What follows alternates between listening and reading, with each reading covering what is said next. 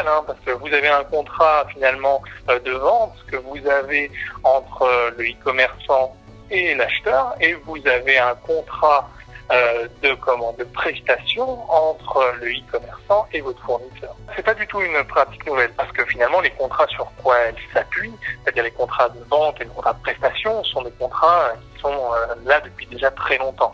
La chose étant, c'est que ce contrat-là a pris un essor considérable pour deux choses. Déjà, par rapport à Internet, ça c'est certain. Et deuxième chose, c'est vous avez le développement de tout ce qui est auto-entrepreneur.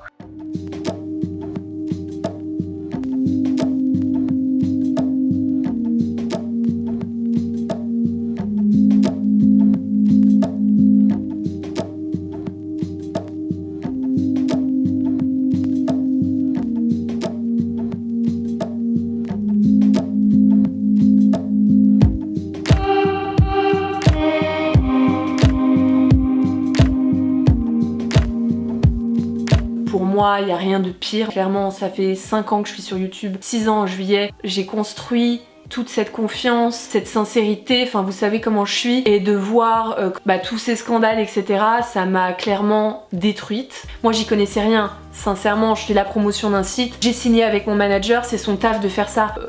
On s'est fait baiser la gueule, voilà, dans un terme un peu vulgaire.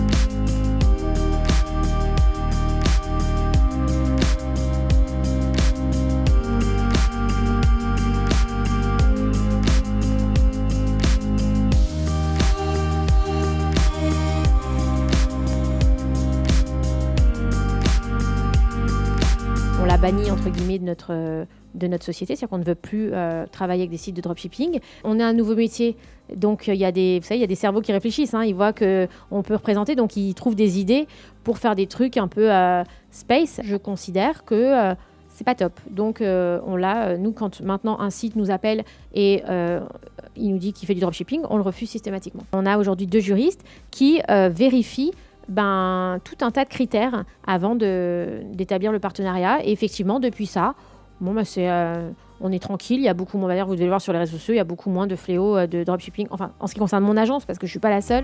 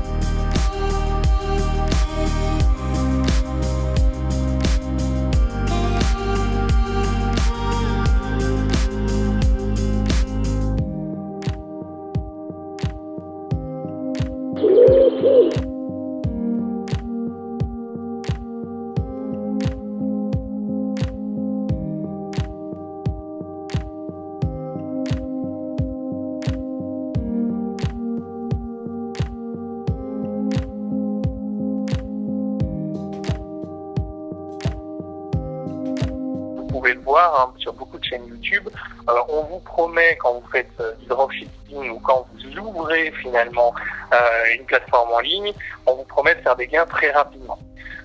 Après, avec l'expérience qu'on peut avoir, et puis parce que nous on suit aussi certaines entreprises dans ce type de dans ce type de transaction, on voit que pour certains, c'est florissant, mais la majorité, non.